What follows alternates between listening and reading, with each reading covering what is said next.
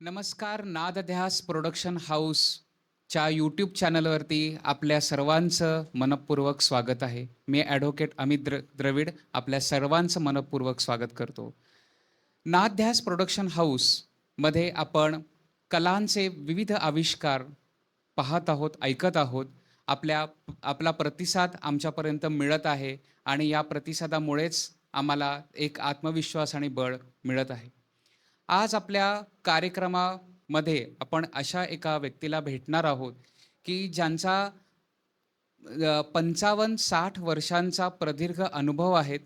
आपण बोलणार आहोत ज्येष्ठ तबला वादक श्री शांताराम दयाळ सर. नादध्यास प्रोडक्शन हाऊसच्या वतीनं दयाळ सरांचं मनापासून स्वागत करतो. नमस्कार. सरांविषयी खूप काही आपण बोलू शकतो. सरांचा मोठा बायोडेटा आहे. परंतु जसं आपल्या नादध्यास या यूट्यूब चॅनलचं वैशिष्ट्य आहे, की कलाकाराच्या बोलण्यातून, त्याच्या विचारातून त्याचे जे पैलू आहेत ते प्रेक्षकांपर्यंत पोहोचले पाहिजेत. त्याच्यामुळं अधिक न वेळ देता मी आपल्याला डायरेक्ट प्रश्न विचारायला सुरुवात करतो. सर, आपण इतकी वर्ष, प्रदीर्घ वर्षाचा आपला अनुभव आहे आणि अ, तबला हे असं वाद्य आहे, की जे ज्याचा नाद हा प्रत्येक सामान्य माणसापासून ते अगदी रसिकांपर्यंत सगळ्यांना तो आवडतो. हो. तर याच्यामध्ये आपण करिअर करू शकतो, असं तुम्हाला कधी वाटलं? म्हणजे घरी काही लहानपणापासून म्हणजे लहानपणी काही असं तुम्हाला घरातील वातावरण मिळालं का? की ज्याच्यामुळे तुम्हाला असं वाटलं की आपण या कलेमध्ये काम करू शकतो? नाही, असं काही मला त्यावेळेला नाही जाणवलं. त्यावेळची परिस्थिती तशी वेगळीच होती. एक तर माझं शिक्षण जास्त झालं नव्हतं. कारण मी आजारी असायचो. त्यामुळं माझं 2 वर्ष शाळेतून नाव काढलं होतं. नंतर मी तो आजार माझा व्यायाम करून घालवला आणि मग तिथून परत मग शिक्षणाला सुरुवात. मग तिथून जायचं का नाही? कारण छोटी-छोटी मुलं वर्गात येणार. आपण 1 वर्ष नापास झालो तर आपल्या वर्गात छोटी मुलं येतात. मी तर 2 वर्ष घरी बसून होतो. मग त्यामुळं मला काय असं ते करिअर म्हणून नाही, पण नंतर त्याची खूप आवड वाढत गेली. म्हणजे आवड निर्माण करण्यासाठी आपल्याला कुणीतरी एक मार्गदर्शक, गुरु लहानपणी लागतो. होय. तर अशी कोणती व्यक्ती आपल्या आयुष्यामध्ये आली, की ज्याच्यामुळं आपल्याला असं वाटलं, की नाही मी ह्याच्यामध्ये पुढं जाऊ शकतो, मला ह्याच्यामध्ये रस आहे, आवड आहे? नाही, लहानपणापासूनच मला आवड होती. म्हणजे आई सांगायची मला, हं. की "तू रडायला लागलास, की तुझं खेळणं म्हणजे मी तबला तुझ्या पुढं दिला, की मी कामाला लागले. माझं काम व्हायचं घरातलं." आणि आमच्या कसं घराण्यातच ही कला पहिल्यापासून आहे, अगदी आजोबांपासून. म्हणजे त्या काळी आमचं ते गाव वडिलांचं धोम धरण म्हणजे व्याळे म्हणून, तिथलं खरं गाव. तर तिथून ही सगळी मंडळी नोकरीच्या निमित्ताने इकडे साताऱ्यात आली. पण ते सांगायचे, की त्या काळी कुठं कीर्तन भजन असलं, तर ते कलाकार पखवाज लावायला आमच्या आजोबांकडे यायचे. ते लावून द्यायचे. तिथून ते कार्यक्रमला सुरुवात. म्हणजे मग आमच्या आजोबापासून ही कला. मग त्यानंतर चुलते माझे मोठे गायक तुकाराम दयाळ साताऱ्यातले प्रसिद्ध. वडील तबला वाजवायचे.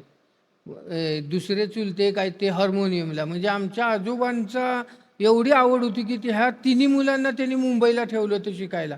परत काही कारणाने त्यांना परत आणलं इकडं. एवढी आणि मग कुठंही शिकायला जेवढं मिळेल माझ्या मुलांना, तेवढे त्यांनी प्रयत्न करायचे. अक्षरशः म्हणजे तमाशा जो त्यावेळेला लोकनाट्य व्हायचं, त्यामध्ये सुद्धा त्यांनी ही मुलं टाकली.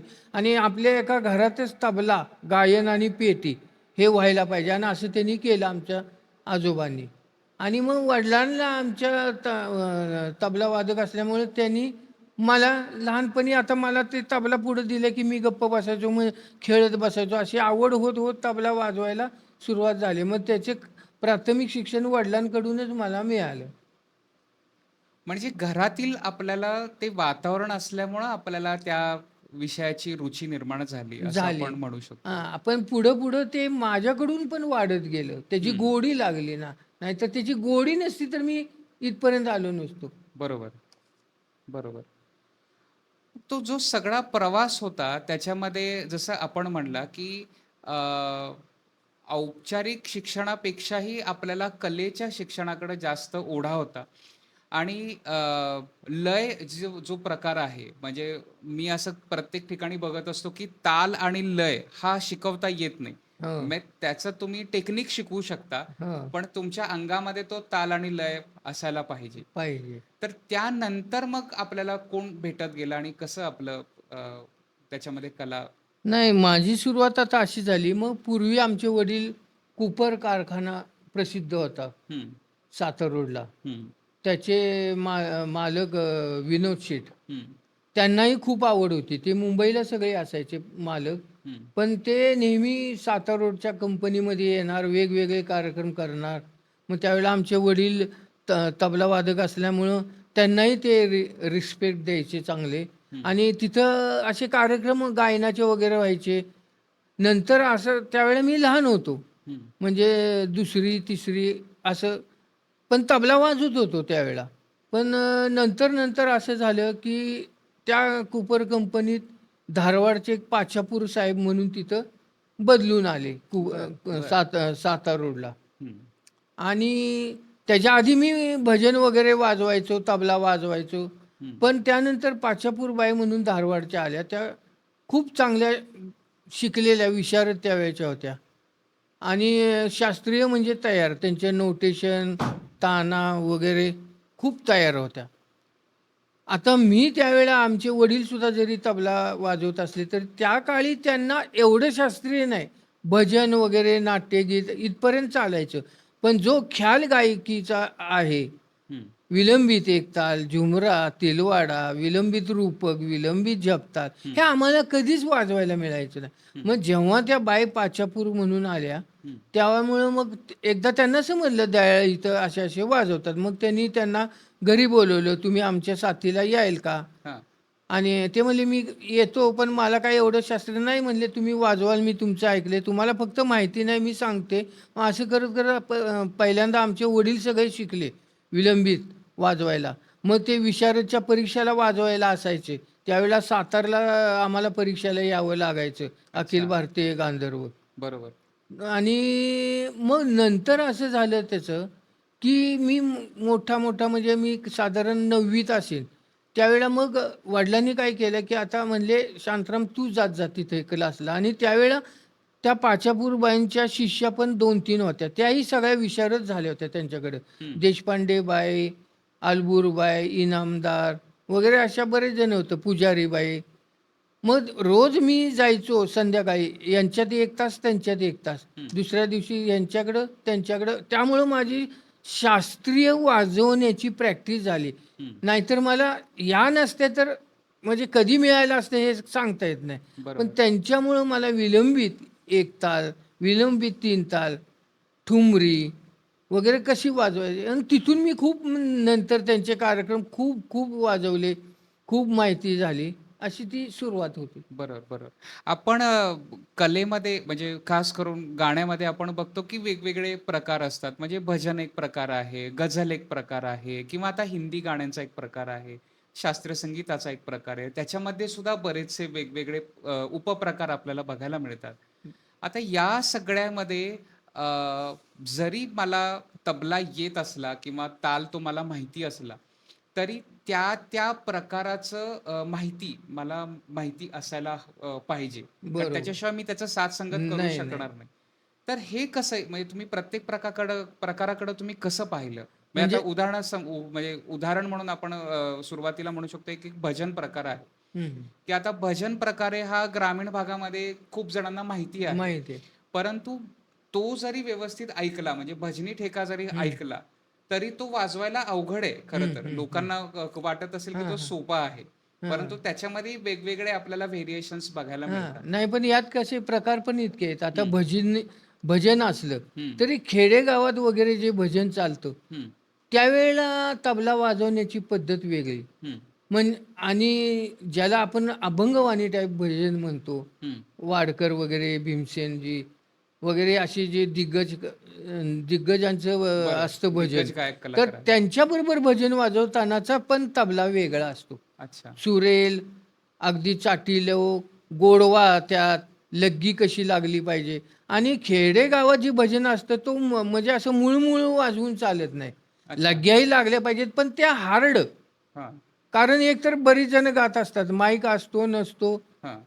आता हल्ली भजनात खेडेगावात पण आता झाली तयार शास्त्रीय अंगाने गाणारे. हं, पण त्याप्रमाणे साथ करता यायला पाहिजे. आता उदाहरणार्थ ख्यालला आपण बसलोय. आपण काय वाजवतोय तबलजीला हे कळलं पाहिजे, हं, की आपण आत्ता कुणाची साथ करतोय? हं. काय प्रकाराची साथ करतोय? की बाबा आत्ता शास्त्रीय संगीत आहे. मग शास्त्रीय संगीतला तबला जेमतेम गोडवा, वजनदार हं, त्या गायकाला काल समजेल आणि शिवाय गाणं रंगवता पण त्यातून यायला पाहिजे.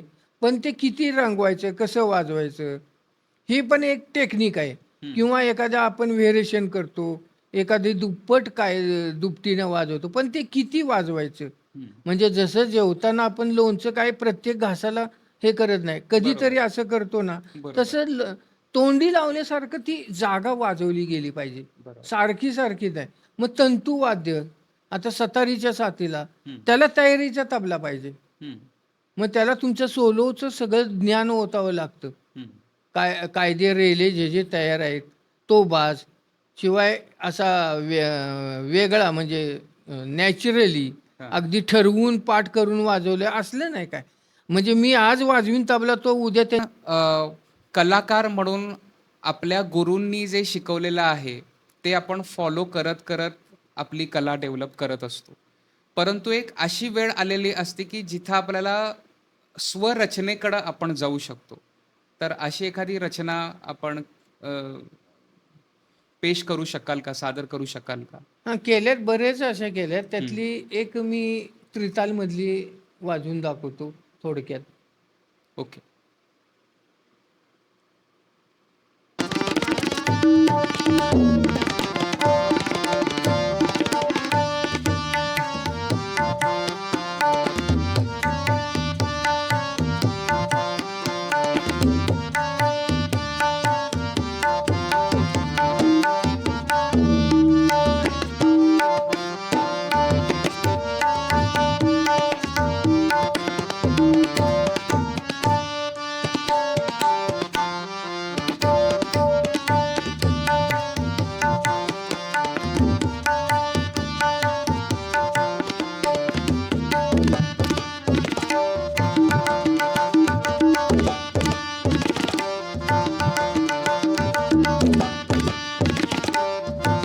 बरोबर तसाच वाजून असं याला नाही. हां, असं बरोबर, होऊच नाही. मी बरोबर, तर म्हणतो. बरोबर. मी आज एक वाजवलं आणि उद्या मी सेम तसं वाजवून त्याच्यापेक्षा कमी वाजवीन किंवा त्याच्यापेक्षा जास्त चांगलं वाजवीन. हं, पण हे सगळे प्रकार आहे. नाट्यसंगीत. हं, नाट्यसंगीत म्हणलं तर त्याचा बाजही वेगळा आहे. हं, थापी बाज. हं, हे म्हणजे प्रत्येक साथीचे एक तंत्र ठरलेलं आहे. हं, मग भावगीताला कसे ठेके, पिसेसला कसं वाजवतात. हं. अनेक असे प्रकार आहेत सगळे वेगळे. मी लावणी सुद्धा वाजवले आहेत. सगळं वाजवलेलं आहे. मला आजपर्यंत कीर्तन महोत्सव मोठे-मोठे आपळेंसारखे दिग्गज तुमचे हे गुंगरेकर अशा बरोबर. अनेकांचं मी वाजवलं. अनेक मोठ्या हां, कीर्तनकाराला म्हणजे आपण की साथ आता केली आहे. कीर्तनाची सुद्धा साथ करणं सोपं नाहीये. हं. ते बुवा काय काढतील कोणत्या वेळेला ते काही सांगत बसत नाही. जपताल लावा, रूपक लावा. पटकन वजन कळलं पाहिजे त्यांनी काय टाकलंय. म्हणजे आपण दक्ष पाहिजे दक्ष त्याच्यामध्ये. पाहिजे. म्हणजे प्रत्येक भाग वेगवेगळा आहे सात. असं अनेक ठिकाणी पण मला बघायला मिळाले, की क्लासिकल वाजवलं पण हं, लाईटला हात नाही चालत हं, किंवा सोलो छान वाजवतात, तर एखादी ठुमरीला बसला तीच व्यक्ती तबल्यावर. हं, तर ठुमरीच्या ज्या लग्ग्या वाजवतात हं, नंतर, हं. तर त्या लग्ग्या त्याच्या तो सोलोचा जो हात आपण बाज ऐकलाय, त्याला शोभेच्या त्या लग्ग्या हां, नसतात. एकदम साध्या मी असतात. त्याच प्रश्नाकडे परत येतो, की हां, आपल्याकडे काय होतं, की कलाकाराला सगळ्यात प्रिय काय असतं, तर रंगमंच प्रिय असतो. बरोबर. आणि लोकांची वाहवा त्याला खूप हां, पसंत हां. पडते, हां, हां, हां. आवडत असते त्याला. हं, हं. आणि एखादं अंग म्हणजे समजा गझलाचं अंग आहे, भजन अंग आहे किंवा शास्त्रीय संगीताचं आहे. तर त्याच्यामध्ये सतत सराव असल्यामुळं आपल्याला ते सवयीचं होऊन गेलेलं असतं. होय. आणि त्याच्यामुळं आपल्याला जर एखादा वेगळा प्रकार आला, तर आपल्याला त्याच्यामध्ये परफॉर्म करताना अडचण येऊ शकते. म्हणजे जसं आपण म्हणला तसं की शास्त्रीय संगीतामध्ये तबला वादन करणारा जो कलाकार असतो, त्याला कदाचित सुगम संगीतामध्ये तबला वादन त्या पद्धतीनं करता नाही येणार. तर हा जो कान आहे, म्हणजे आपण कलेमध्ये नेहमी तुमचा बरोबर. कान तयार पाहिजे आपण कान म्हणतो. तयार पाहिजे. तर असं आपल्याला पाहायला मिळाल्यामुळं माझ्या मते ते तुम्हाला तुमची कला ही विकसित होत होय, गेली. होय. आणि याचं आता उदाहरण सांगायचं म्हणजे जिवंत उदाहरण मी हं, पाहिलेलं. हं, आता उस्ताद झाकीरबाई. हं, मी त्यांची म्हणजे अगदी घेण्यासारखं आहे. म्हणजे आत्ता आपला जो विषय झाला त्याला अनुसरून. हं, त्या व्यक्तीने एवढा अभ्यास केला. आता त्या व्यक्तीचा सोलो आपण ऐकतो. हं, खूपच तयारीचा. साथीला खूपच तयारीचा. हं, शास्त्रीय संगीताला तेवढाच भान ठेवून वाजवणार. हं, कथ्थक. हं, पण शेवट मी त्यांचा पखवाज वादन ऐकले. हं, म्हणजे त्यांनी सगळा अभ्यास केलाय हे मला इथनं सांगायचे. त्यांनी लावणी सुद्धा वाजवली. ढोलकीचा तोडा मी ऐकला.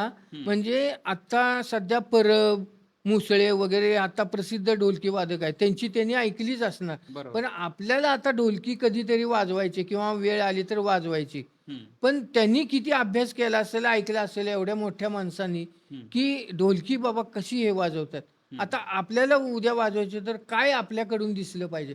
तर त्यांनी इतका वेगळा तो तोडा वाजवला. हं, चाटीवर 2 हात, ढिम्यावर, डग्यावर 2 हात, एक वेगळाच प्रकार अभ्यास करून वाजवला. म्हणजे हे पाहिजे. तुम्हाला सगळं साथ यायला पाहिजे वाजवता. हं, आता चक्री भजन म्हणून जो प्रकार आहे, मी खूप चांगल्या-चांगल्या लोकांना चक्री भजन वाजवणं सुद्धा सोपं नाहीये. हं.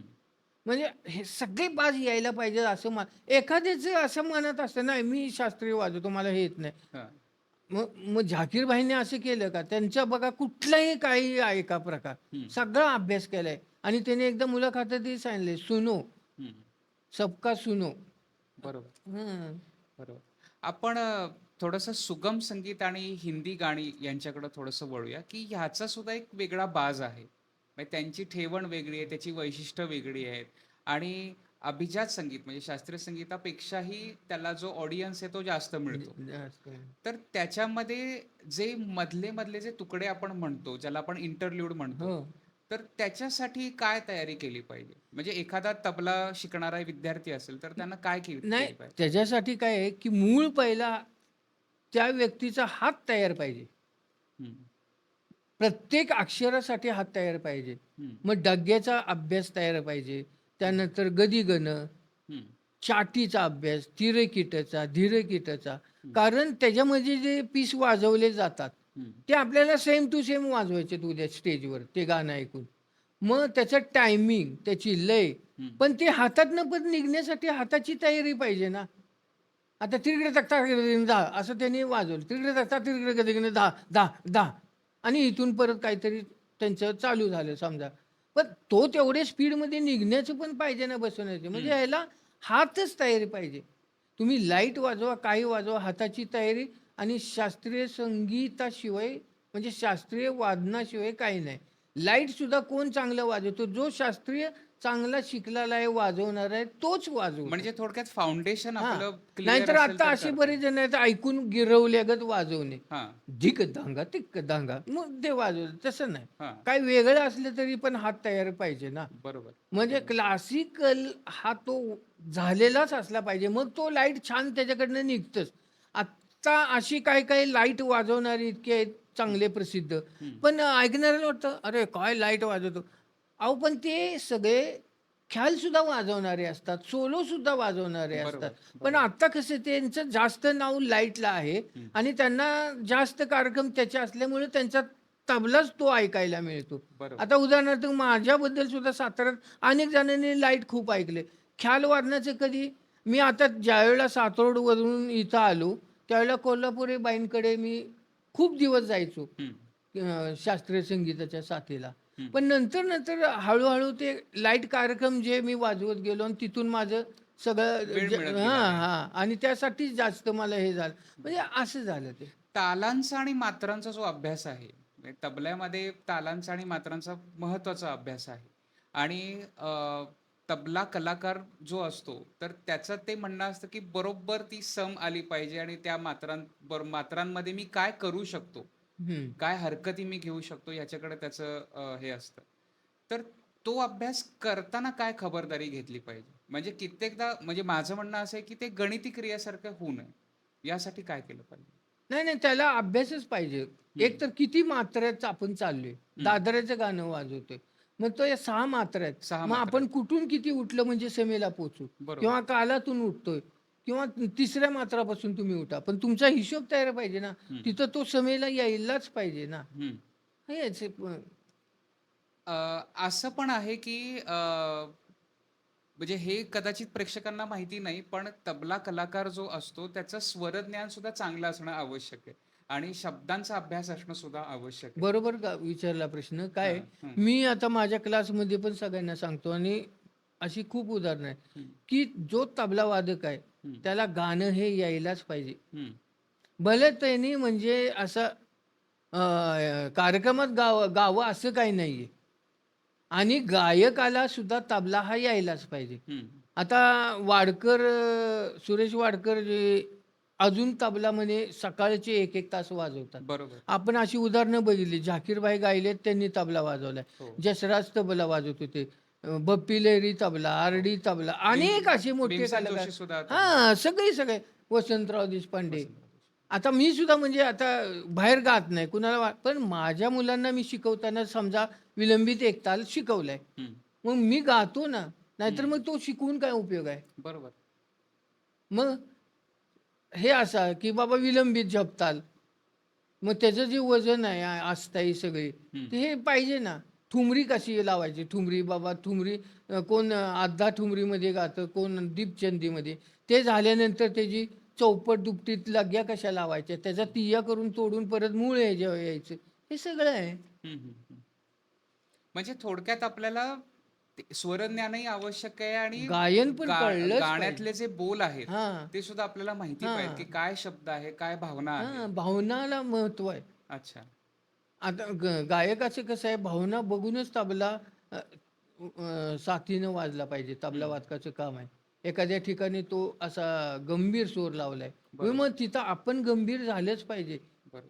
तो उठला की आपण उठलो. हं, त्याने ताना मारल्या किंवा नोटेशन घेतले, तेव्हा थोडी गंमत म्हणून वाजवलं हं, आपण त्याच्याबरोबर. कारण हे बघा, मी तर असं मानतो, तबला वादकाचं कामच असं आहे की ते एखादा गाणारा कमी दर्जाचा असेल, हं, एखादा खूप चांगला लेव्हलचा वरचा आहे. हं. पण तबला वादकाचं एकच काम तिथं, की हा कार्यक्रम कसा छान होईल, ह्याचं एकत्रित सादर गायन करणं कसं महत्वाचं. चांगलं होईल. बरोबर. त्याला आम्ही चित्रकार जसा रंग भरतो, तसं हं, तबला वादकाने त्यात रंग भरायचे. हं. मला म्हणजे मी तर या भूमिकातून आत्तापर्यंत वाजवत आलो. बरोबर, मग ते 4थीच्या मुलांचं, 2रीच्या मुलांचं जरी मला कधी वाजवण्याचा प्रसंग आला, गॅदरिंग वगैरे, हं. तर मी ते खुलूनच वाजवतो, आणि बरोबर, तेवढंच मोठ्या कलाकार. बरोबर, आपलं कामच आहे ते रंगवणं, तो कार्यक्रम कसा चांगला होईल. बरोबर, आहे. बरोबर. अ, कित्येकदा रंगमंचावरती म्हणजे आपण अनुभवी असतो, आपण अनेक कार्यक्रम दिलेले असतात, आपल्याला ती कला माहिती असती. परंतु कित्येकदा एक टेन्शन येऊ शकतं रंगमंचावरती आणि मी असं बघितलंय, की आपण जर मंचावर असाल, तर कलाकारांचं टेन्शन हे कमी झालेलं असतं, की दयाळ सर आहेत म्हणजे कार्यक्रम छान छान त्याच्यामध्ये हं. होणार. तर ही मानसिकता किंवा जो मूड आहे, तो आपण मूड कसा मेंटेन करता? म्हणजे जे टेन्शन आहे, ते टेन्शन तुम्ही कसं घेत नाही? म्हणजे आम्ही का? हां. नाही, नाही. आता हा प्रश्न विचारला ते बरं झालं. हं, ह्या प्रश्नाबद्दल मला हल्लीच्या मुलांना पण यातनं एक सांगायचंच होतं, हं, की बरेच जणांना असं असतं, की खूप मेहनत करतात. हं. खूप चांगलं गातात किंवा खूप चांगलं वाजवतात. हां. पण ज्यावेळेला प्रेक्षक असे जमलेत, रंगमंचावरती रंगमंच गडबड होती. जमलाय, हं, तर त्यावेळेला त्याचं त्यांनी प्रॅक्टिस करताना जर कोणी चोरून गाणं ऐकलं असेल, तबला ऐकला असेल, हं. तर तो इतका आश्चर्य व्हायला पाहिजे, की "अरे, मी ऐकलं काय होतं ह्याच्यात, आत्ता का असा हा करायला लागलाय?" बरोबर. असे अनेक वेळा झालेत प्रकार. हं, हा प्रकार माझ्या बाबतीत झालेला आहे. हं. ह्याचं मी एक गोष्ट सांगतो पण मी घडलेली. असं बघितलंय, की कित्येक वेळेला आपण आपल्या परफॉर्मन्सनं तो हां. कार्यक्रम खुलवलेला देखील आहे. हां. नाही, नाही. आता तुम्ही जो प्रश्न केला ना, की हां, भीती किंवा गोदरेशन, हां. असा प्रकार माझ्याकडून व्हायचा. खूप लहानपणी आहे ना, आमच्या सातारा रोडला खूप मोठे-मोठे चांगले गायक येऊन भजन व्हायचं. वडील तबल्याला असणार. हं, त्यावेळेला आमचे वडील सकाळी सेकंड शिफ्ट त्यावेळेला असायची कुपर कंपनीत कामाला. ते झोपलेले असायचे. त्या कॉटखाली एक तबला आमचा असायचा. तो मी वळून सकाळी जवळ-जवळ 2 तास वाजवत असायचो. हं. 2 तास. आणि त्यावेळेला माझं ऐकणं खूप होतं. पंडित चतुरलाल, सुरेश तळवलकर सगळ्यांचे ऐकणं होतं माझं त्यावेळेला. आणि तो मला काय अगदी मी कुठं शिकायला असं गेलो नव्हतो. पण इतकं मी छान ते म्हणजे 2-2 तास मी वाजवायचो इतकं अवघड. हं. आणि व्हायचं काय ज्यावेळेला कार्यक्रम कुठं असेल भजनाचा, हं. एकादश, नामदेव पुण्यतिथी वगैरे असं काय, त्यावेळेला भजनाला मला वडील न्यायचे ना. हं. मग तिथं त्यांचं मोठ्या गायकांचं ते भजन झाले की मध्यंतर चहा असणार. मग चहाच्या वेळेला मला सोलो वाजवायला लावणार तबला. हं. सगळे माझं त्यावेळेला कौतुक व्हायचं, बक्षीस मिळायचं. मी वाजवायचो तबला, कौतुक व्हायचं, की झालं परत भजन सुरू, की भजन संपलं की आम्ही घरी येणार, झोपणार. असं बरेच वेळा झालं. एक दिवस असं झालं, हे अशी गोष्ट माझ्याकडून 3 ते 4 वेळा झाल्यानंतर वडील एक दिवशी मला खूपच रागवले. हं. खूप म्हणजे मला म्हणले, "काय मी तुझं तुझं सकाळचा रियाज ऐकतोय, हं. तिथं वाजवतोयस काय? इथं काय वाजवतोय?" मग हां. त्यांनी ओळखलं हा गोदर्शन भीती घेतोय. हां. हे त्यांनी आत्मविश्वास कमी ओळखलं. पडतोय. हां. हां. तर मग त्यांनी ते ओळखलं. मग हां. ते म्हणले, "हे बघ शांताराम, मी तुला एक सांगतो नीट ऐक. हं. तालमीमध्ये पैलवान पाडायचा आणि फाडात पाडायचं. हे असली काही गोष्ट मला आवडत नाही." अच्छा. त्यावेळची ती जुनी लोकं त्यांची भाषा आहे. बरोबर. तालमीत पाडायचे पैलवान आणि फाडात पाडायचं हे काय मला आवडत नाही. हे बघ म्हणले शांताराम मी सांगतो. हं. एक आजपासून लक्षात ठेव, हां. की ज्यावेळेला कुठे तबला वाजवायला जाशील, हं. त्यावेळेला माझ्यासारखं कोणच वाजवत नाही तबला. हं. हेच मनात आणून वाजव. ह्याला मी गर्व म्हणत नाही. बरोबर. हा गर्व समजू नको. बरोबर. किंवा कोण तुला म्हणणार नाही गर्व आहे याला. आत्मविश्वास आहे. आत्मविश्वास आपणच आपला कमी करतोय. बरोबर. मग ती मी आता सवय सोडली ना, आता मला प्रत्येक कार्यक्रमात मी वाजवताना जेवढे तबलजी पुढं असतील तेवढा मला मूड येतो तबला वाजवायला. बरोबर. मला हेच आता नवीन मुलांना पण तुम्ही जर भिला किंवा जे येते ते पण येत नाही. म्हणजे जसं थोडक्यात आपण एखाद्या वेळेला काही कारणाने रडू थांबवतो बघा. रडू बरोबर. आलेलं असते पण ते थांबवले. पण बरोबर. असं कधीतरी ते कोण आलं जवळची व्यक्ती की आणि मग ते रडू फुटतं कसं एकदम एकदम स्फोट फुटतं. झाल्यासारखं. बरोबर आहे. तसं हे मग होतं. भीती बरोबर. एकदा राहिली की ती तशीच राहते आणि चांगल्या कल्पना सुचत नाही मग त्या म्हणजे वाजवताना. भावना आपल्याला नियंत्रित करता आल्या हां, पाहिजेत आणि आत्मविश्वासाची आत्मविश्वास पाहिजे. आवश्यकता आहे. त्याला गर्व समजायचंच नाही, की बरोबर आहे. तुम्ही आजपर्यंत एवढे कष्ट केले आणि त्याचं मग ते काय त्याचा उपयोग आहे एवढं करून आणि ही सवय लागत गेली की वाढत तीच राहते हो. त्यामुळे बरोबर. मला ती वडिलांनी सांगितलेलं मी आता माझ्या विद्यार्थ्यांना सांगतो. माझ्यासारखा कोण नाही बरोबर. वाजवणार. तुम्ही तब्येत मस्त करून आत्मविश्वासानं असं तुम्ही वाजवलं सादरीकरण तर करा. ते निघतं. वाजवा. मग नवीन कल्पना काय असतात व्हेरिएशन बरोबर, बरोबर, वाजवताना त्या निघत नाहीत. बरोबर, बरोबर. अ, कलाकार आणि खास करून वादक असेल, तर वादकाचं जे वाद्य असतं, त्याच्यावरती बऱ्याच गोष्टी या अवलंबून असतात. तर कित्येकदा असं होऊ शकतं, की कार्यक्रम सुरू आहे, पण तबला बिघडलेला आहे, म्हणजे बिघडू शकतो. तर अशा प्रसंगी मी आपल्या अनेक कार्यक्रमामध्ये पाहिलं, की आपण ते सावरून म्हणजे त्याचा एक तुमच्याकडे एक बॅकअप असतो, की समजा असं काही झालं, तर मी हे सावरून घेऊ शकतो आणि तिथं कुठल्याही कार्यक्रमाला कुठलीही बाधा नाही येणार. तर हे कसं काय आपण म्हणजे ह्याच्याकडे आपण कसं काय पाहता? म्हणजे वाद्य चांगलं म्हणता का, हां, की म्हणजे वाद्य बिघडतं? वाद्य समजा समजा आता बिघडलं आता काळी एकला गायन सादरीकरणामध्ये. चालू आहे, काळी बरोबर, एकला बरोबर. आणि तो तबला बिघडलाय. हं. मग ते एक कौशल्य आहे वाजवण्याचं. त्याला ते स्वरज्ञान पाहिजे ना. हां. तबला उतरलाय किती, हं, चढलाय किती, हं. तो पटकन लावता कसं यायला पाहिजे तेवढ्या वेळेत. बरोबर, बरोबर. हे म्हणजे स्वरज्ञान पाहिजे ना त्याला, तो तबला बिघडलाय. बरोबर, बरोबर.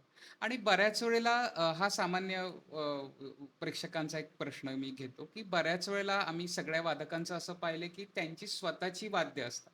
म्हणजे कुठल्याही कार्यक्रमाला जर ती गेली, तर ती स्वतःची वाद्य घेऊन जाणार आणि ती वाद्य जी असतात, ती खूप जुनी असतात. म्हणजे 70-80 वर्ष, 100 वर्षी त्यांच्या गुरूंनी यूज केलेली, गुरूंनी त्यांना अर्पण केलेली, भेट दिलेली असतात, वाद्य असतात. तर असं काही आपलं इमोशनल कनेक्शन असतं का वाद्यांशी?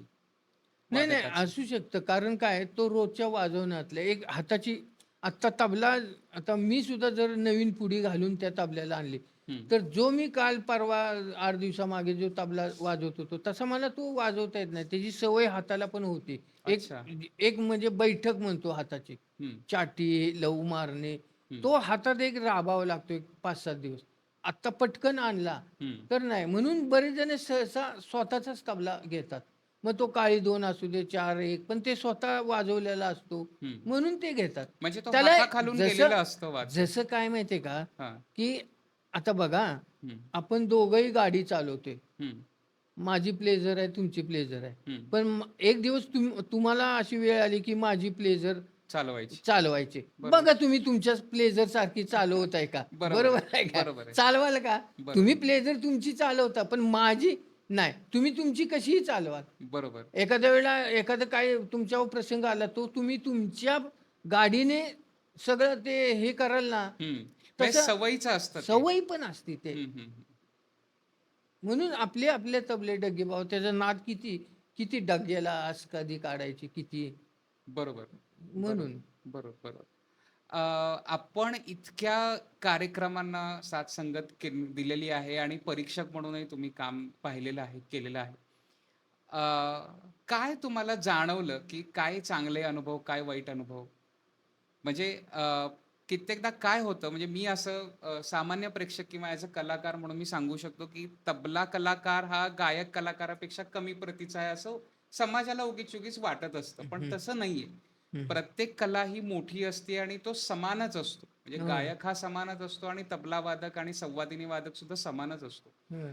तर असे काही अनुभव आपल्याला आले का? काही बरे वाईट अनुभव काही, की ज्याच्यामध्ये तुम्हाला असं जाणवलं, की अजूनही समाजाचा जो दृष्टिकोन आहे तो बदलला पाहिजे, याकडे बघण्याचा? नाही आता सध्या बऱ्यापैकी आहे. हं. पूर्वी तसं होतं. हां. पण तेच माहीत नाही, की जे मी मगाशी सांगितलं, की प्रत्येक तबला वादकाला प्रत्येक गाण्याचा अभ्यास असतो. हं. हे प्रेक्षकांना माहीत नसतं. हं. किंवा प्रत्येक गायकालाही तबल्याचा अभ्यास असतो आणि हं. हे प्रेक्षकांना माहीत नसतं. बरोबर. हे त्यातल्याच लोकांना माहिती असते. बरोबर. त्यामुळे असं कधी एवढा असं प्रसंग नाही. त्याच्यामध्ये आता तबला जरी वाद्य आपण घेतलं, तरी आपण पखवाजमध्ये सुद्धा आपण काम केलेलं आहे, ढोलकीमध्ये काम केलेलं आहे. याच्यामध्ये काही फरक आहे? म्हणजे फरक असतो? नाही वाजवण्याचा अभ्यास पाहिजे. हं. मगाशी मी सांगितलं आपण काय वाजवणार आहे आता? हं. आता मी समजा गवळण वाजवतोय. हं. अभंग छानपैकी वाजवून उठलोय, आता गवळण वाजवतोय. हं. मग गवळण वाजवलेली आणि अभंगातला तबला फार फरक आहे. हं. म्हणजे कुठल्याला कुठला बाज पाहिजे, हे हं. पण माहिती पाहिजे ना. आता उदाहरणार्थ का आता मी प्रोग्रामला जातो, वाजवतो, सगळे भावगीतं, ऑर्केस्ट्रा लाईन वाजवतो. हं. मग त्यावेळेला काय होतं, कार्यक्रमात 1 ते 2 लावणी असती, हं. घ्यावी लागते. हं. घेतात 1 ते 2. मग तेवढ्यासाठी ते काळी 1, काळी 2, काळी 3, 4, 5 तबले असतात. हं. मग परत ढोलकी पण न्यायची. ते सगळं साहित्य. मग आता हल्ली काय बरेच जण करतात, काळी 4ला ढोलकी असते. मग काळी 4चा आता टिपचा तबला बनवतात आणि हं. आता छान करतात अगदी वाजवण्यासारखा. आता अनेक सिने गीताला सुद्धा रेकॉर्डिंगला ढोलकी बरोबर टिपचे तबले वापरतात. अच्छा. हां. तर ते मी पुढं सांगेनच प्रश्नात. तर ते टिपचे तबले म्हणजे कसा काळी 4ला काळी 4 टिपची ढोलकी ऐवजी आपल्याला आता तबलाचा तयार तसा केलेला असतो. हं. पण हं. तो वाजवताना हं. तो ढोलकीचा बाज वाटला पाहिजे. हं. तबल्याचा वाटला नाही पाहिजे. अच्छा. मग ते कौशल्य तबला वादकाचं आहे. म्हणजे तबला वाद्य समोर दिसत असूनही त्याचं नाही. ढोलकीसारखा इफेक्ट हां. आला पाहिजे. आता उदाहरणार्थ बघा बरेच वेळेला तुम्ही पण पाहिलं असेल, काही ठिकाणी पखवाज नसतो. पण असं ऐकलं तर वाटेल हा पखवाज आहे. बरोबर. ढाल्या तबला असतो तो. बरोबर. अगदी ढाल्या तबला म्हणजे पखवाजीसारखा. पण तो वाजवताना थापी बाज न वाजवणार. हं. तबल्याला जसं अगदी निकोप अशी चाटी ते नाही. थापी बाज. बरोबर. बरोबर. हे सगळे तंत्र माहिती पाहिजे ना. बरोबर. तंत्रज्ञान सुद्धा बदलतंय हं. आणि तंत्रज्ञानामध्ये आपण आता बघतोय की नवीन मशीन्स आली आहेत, तबला हां, रिलेटेड हां, सुद्धा हां. मशीन्स आली आहेत. याचा काही परिणाम होतोय? म्हणजे जिवंत तबला वादन आणि मशीनचं नाही तबला याचा काही वादन? परिणाम होणार नाही कधीच. हं. असं कधीच होणार नाही. शेवटी ओरिजिनल तबला वादक जो वाजवतो काय निघतं त्याच्याकडनं हा, कारण ते त्याच्या ह्याच्यावर भावना या नाही परावर्तित होत नाही असतात. होतच नाही हम्म. होत. बघा आता किती कार्यक्रमात असतात फ्लूट. आता तो कसं इतर त्याला बजेट प्रॉब्लेम, आर्टिस्ट प्रॉब्लेम असं काय असू शकेल. बरोबर. नाहीतर काही कार्यक्रमात बासरीला बासरी वापरतात, पण काही ठिकाणी काय थोडा प्रॉब्लेम असेल तर कीबोर्डवाला तयार असतो वाजवणारा, तो हम्म. त्याच्यातून व्हायलिन वाजवतो, फ्लूट वाजवतो. हम्म. पण तुम्ही ऐका, जे ओरिजिनल फ्लूट वाजतो आणि हम्म. असं त्याच्यामध्ये फरक असतोच थोडा तरी येतोच. असतोच तरी फरक. आता बरेचसे सुधारले. आता बरेच जण कीबोर्डवाले चांगले टोन करून घेतात, हम्म. जेवढा जिवंत टोन अगदी सताराशे वाजले गेले. पण हे एक झाला भाग, पण शेवटी ओरिजिनल.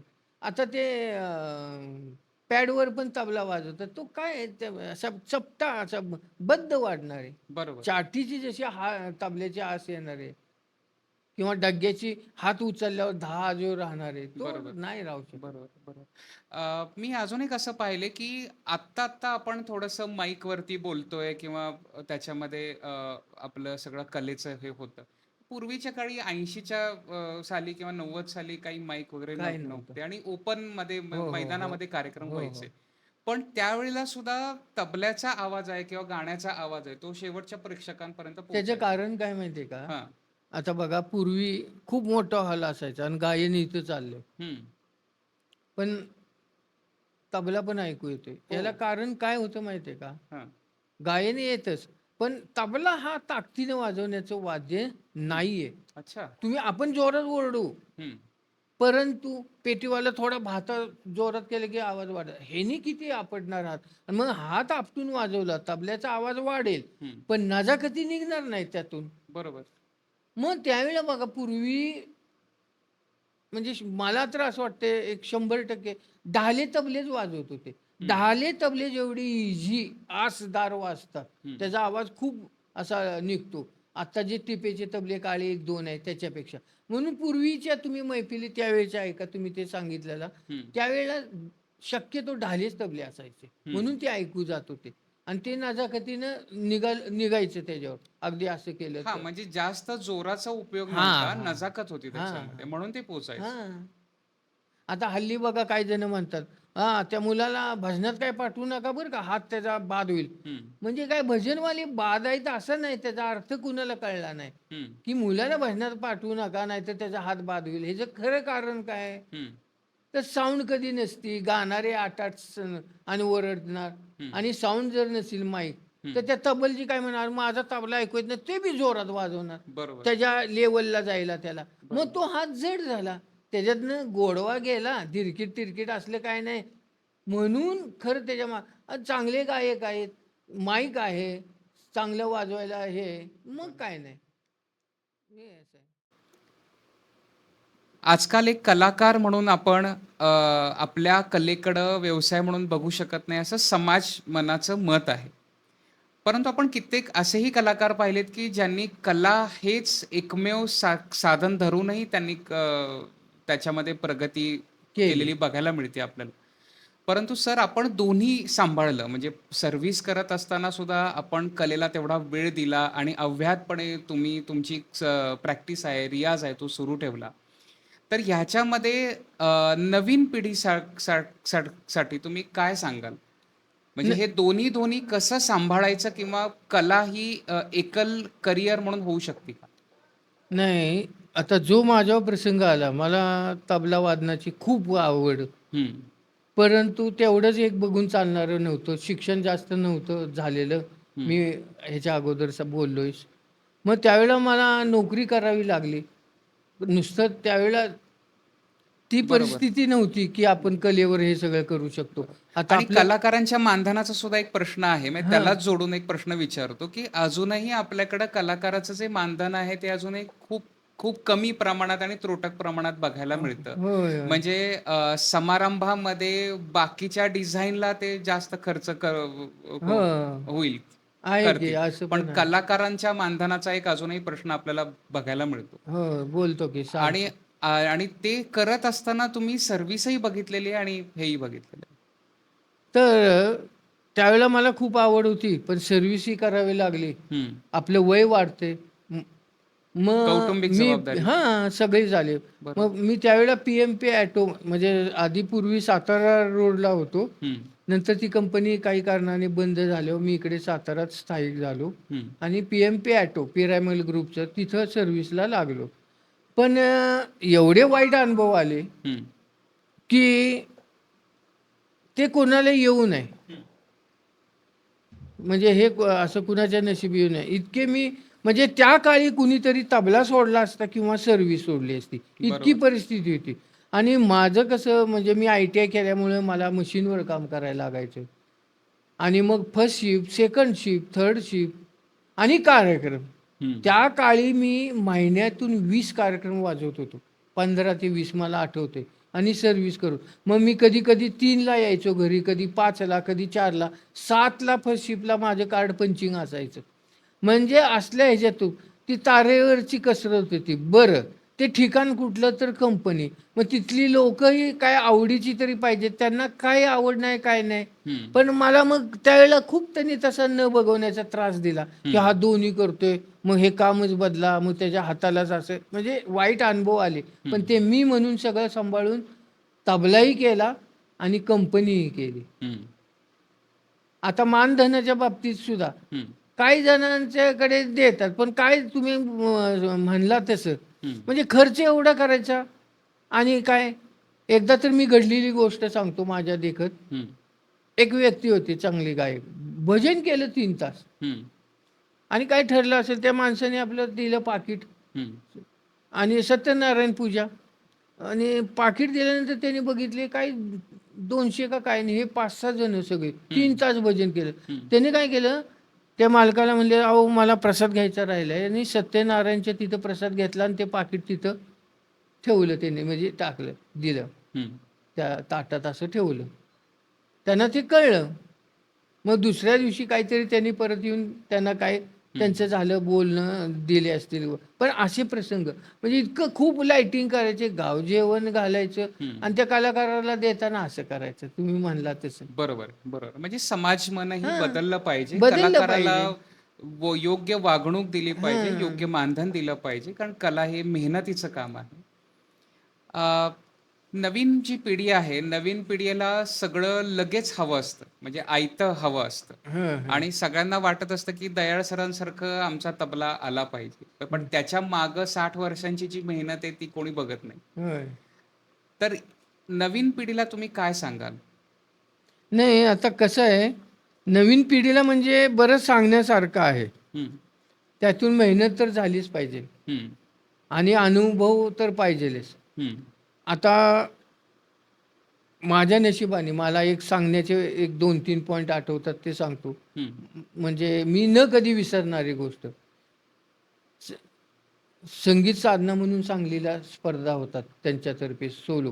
हं, तर त्या काळी मी वाजवायचो. हं, पण त्यावेळेला पाछापूरबाई जे मी मगाशी बोललो त्यांनी भाग घेतला होता शास्त्रीय संगीतला हं, सांगलीत. खुल्या जिल्हास्तरीय स्पर्धा होत्या. हं, 83 ची गोष्ट आहे. तर मी म्हणलं मी येतो साथीला. हं, परत त्यांनी माझा सोलोचा फॉर्म भरला तबल्याचा. हे हं, म्हणलं मी सोलो तबला वादन करणार नाही. हं, माझं ते काम नाहीये. खूप मोठी स्पर्धा होती. हं, नाही, नाही म्हणले तुझ्याकडे काय ते तुला माहीत नाही, मला माहिती आहे. हं, झालं.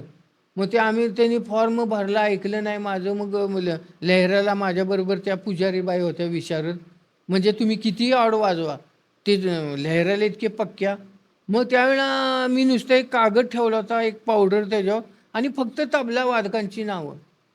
त्यावेळेला 5 परीक्षक होते. पुण्यातले, मुंबईतले असे आणि कराडचे रमाकांत देवळेकर, हं, तात्या. हं.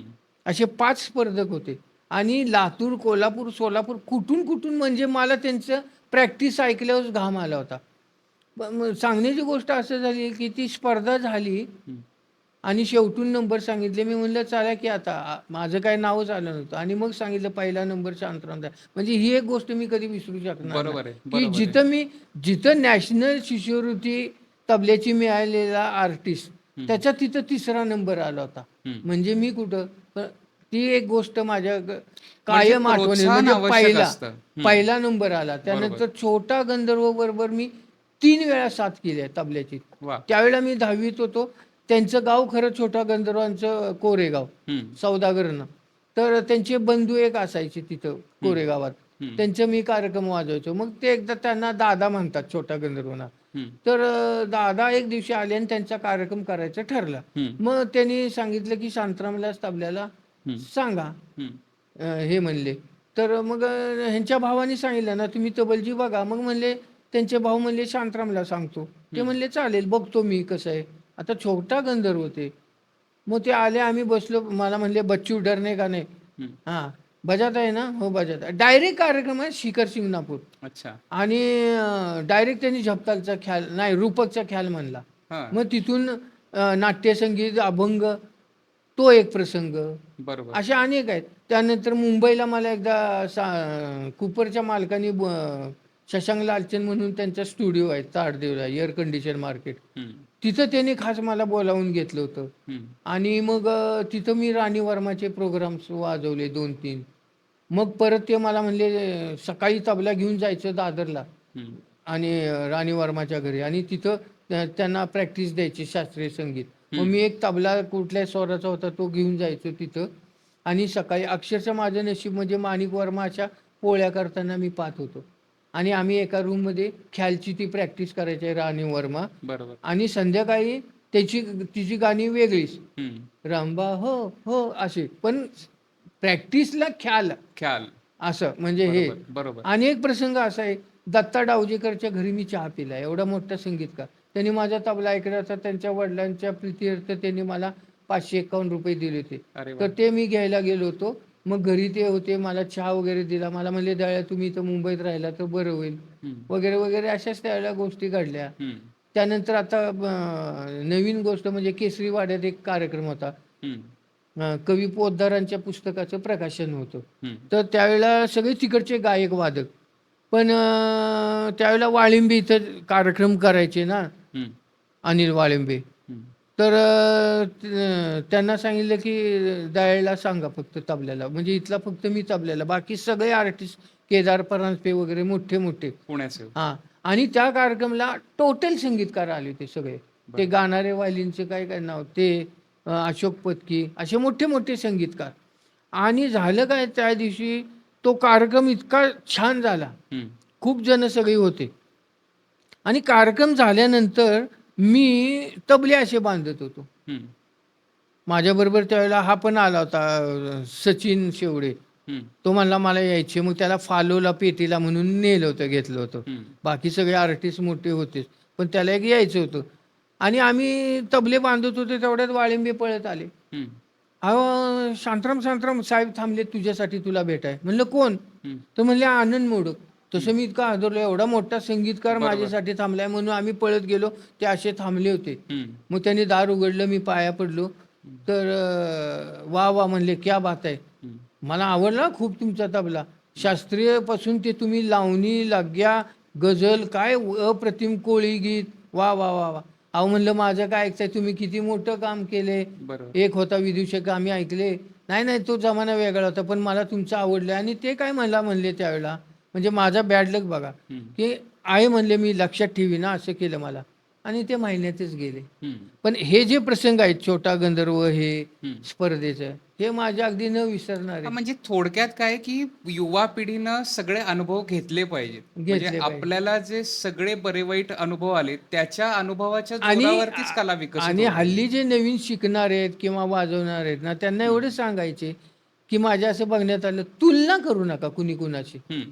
हा एक ईश्वराने दिलेला प्रसाद आहे प्रत्येकाला. आपण बरोबर, दिसायला एकसारखे आहोत का? बरोबर. तसा त्यांनी प्रसाद दिलाय. म्हणजे जो एखादा गायक गाईल तोच गाणार आहे. हं, ह्याचा जो तबला आहे तोच तबला. आपण आता इतके तबले किती जणांचे, पण झाकीरबाईंचा जो दिलेला बाज आहे, तो तोच. आहे का काय? बरोबर. म्हणजे एक तसं आहे ते प्रत्येकाला त्यांनी दिलेला एक प्रसाद आहे. हं, शांताराम दळ्याचा तबला शांताराम दळ्याचा. हं, तुमचा तबला तो तुमचाच. हं. तुम्ही जे निवेदन करणार, ते निवेदन करणार सुद्धा एकेकाच्या हातावर. ते ईश्वर देणगी आहे. तुम्ही बरोबर. तुलना करू नका. आणि असं पण आहे, की आपण एकाकडे तबला शिकलोय. हं, की मग दुसऱ्याकडे जायचंच नाही. हं. हे पण चुकीचं आहे. म्हणजे जे मला दिसतंय ते. आपण कशी आवडती वस्तू खातो, काय वाटते, बाबा इथं मिसळ चांगली आहे, जातो ना तिथे मिसळ खायला. बरोबर. नाही इथं सामोसा चांगला आहे, बरोबर. इथं भेळ चांगली मिळते. तसं जे चांगलं आहे ते घ्या. बरोबर. बरोबर. जसं जे चांगलं आहे ते घ्या असं मी म्हणतोय. हे हल्लीच्या मुलांना मला सांगायचे. आणि गुरूंचा मनापासून आदर ठेवा. उगीच हं. शो गेम नको. हं. आता हल्ली मी बघतोय जाकीरभाई मोठे ते केवढे ते. हं. आता हल्ली बघा म्हणजे तुम्ही म्हणाल मी बोलतो. हं. नाही, पण हा एक प्रश्न मला स्टाईल विचारायचा होता, निघाली आता. की हां. बघा आता ह्याचा अर्थ किती वेगळा आहे हो, सांगा. तेच मी विचारणार हा, होतो. हे आता म्हणजे ज्याला काय अजून लय का काय कळत नाही तो सुद्धा स्टेजवर असा करतोय. बरोबर. हे मला पटत नाही. तुम्ही शो गेम करू नका. बरोबर. गुरुविषयी सुद्धा मनात नाही करा. उगी पाया तुम्ही भावना ठेवा आत नाही. माझ्या तबला मते ती सुद्धा कला असू दे. दिसती. तुमच्या हां. वादनामध्ये, तुमच्या गायकीमध्ये ती तुमचं जे हे आहे ते दिसतं. म्हणजे लोकांना कळतं ते, हां, हां. की हे खोटं आहे, हे खरं आहे, हे लक्षात हां, येतं हां. लोकांना. बरोबर आहे, बरोबर आहे. थोडंसं काय होतंय, की युवा वर्ग जो आहे, त्याला लगेच हवं असतं. म्हणजे आता आपण रील्स वगैरे बघतो, त्याला एकदम फॉलोअर्स मिळतात, लाइक्स मिळतात. मग त्या अगदी लहान कोणी वयोगटातील कलाकार असेल, तर त्याला असं वाटत असतं, की आता मला लाइक्स मिळतायत म्हणजे लोकांना माझं वादन आवडतंय. तर त्यानं त्याला त्याच्यापेक्षा पुढं जाण्यासाठी काय केलं पाहिजे?